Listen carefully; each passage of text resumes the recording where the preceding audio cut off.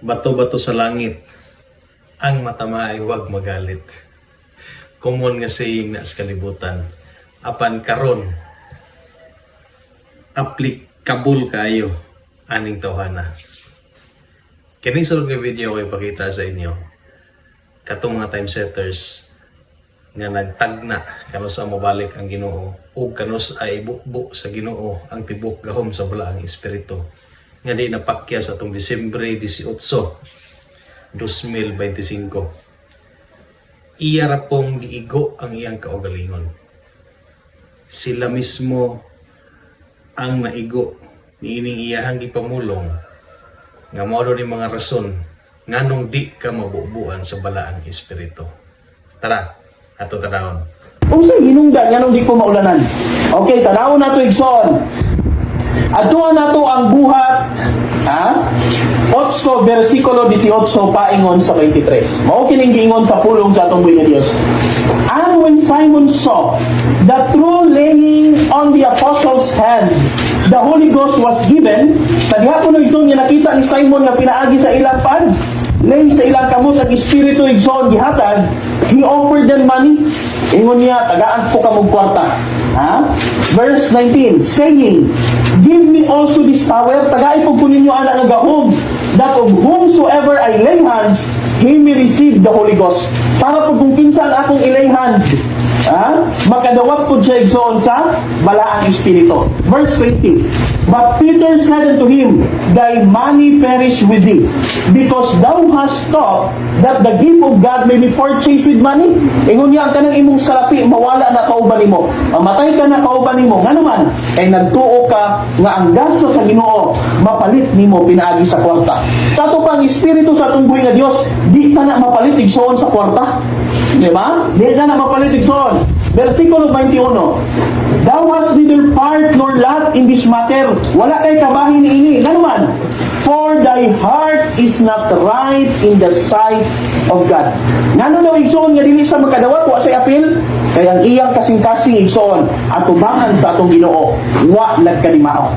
Ngano wala nagkadimao igsoon ang iyang kasing-kasing atubangan sa atong buhi nga Dios? Unsa ta sa iyang kasing-kasing?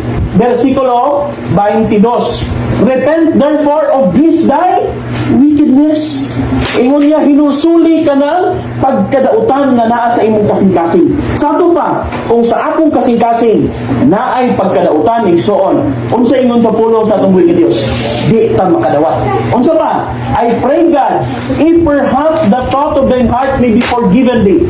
Verse 23, for I perceive, kaya ako nasabtan, that thou art in the gall of bitterness. Ang imong kasing-kasing na puno sa kapaitan.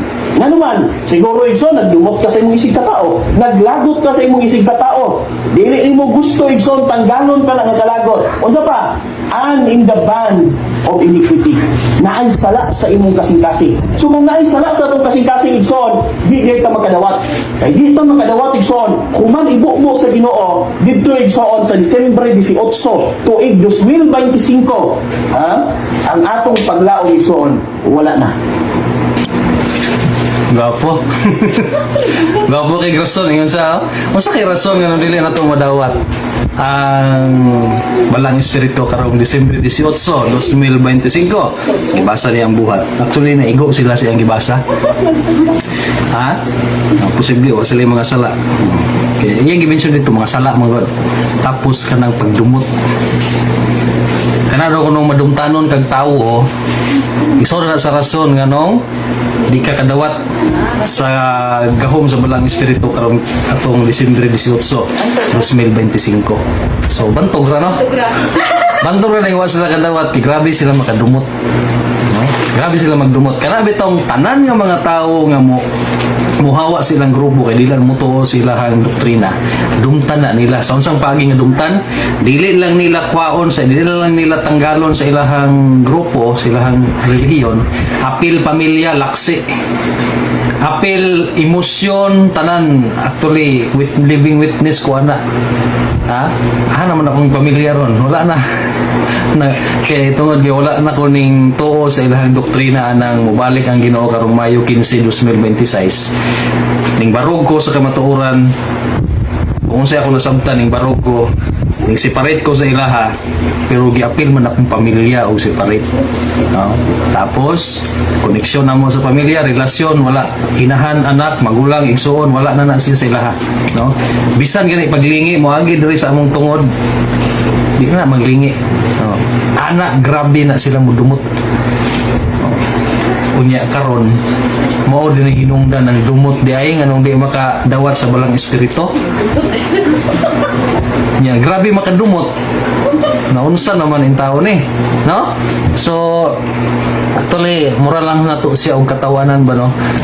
Pero at the same time maka kanabang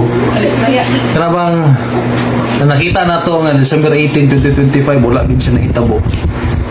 So kana bang fulfilling nang makagaan sa ato ang kasing-kasing sa atong gibati kay ngano man 2 years ago iyahaning gipagawas nga mensahe. Grabe among paabot 2 years ago. So meaning December 18, 2025 duha ka tuig dugaya pa ato Kano sa man nato ni mapruba nga di gini tama, di gini tinuod. So karon nganing abot na mura ba gaan kayo ato ang paminaw nga oy di gid tinuod. No? So kung dili tinuod bot bakak gid ang ilahang gitudlo. So ang akong pagbulag ana nga grupo kana bang justified sa akong paminaw lang ha, justified. Kana bang kanang tama ang ako ang pagdesisyon sa una 3 years ago kay 2022 man ko nag-separate 3 years ago. Tama gyud ang akong desisyon kay kung naapa ko dito wala gyud na nagiyahan kita paingon sa kalaglagan. Ang tanaw ang sayang giingon laglag kay ngano man nawala ilang paglaom sa kaluwasan kay wa mas lakadawat atong December 18 no.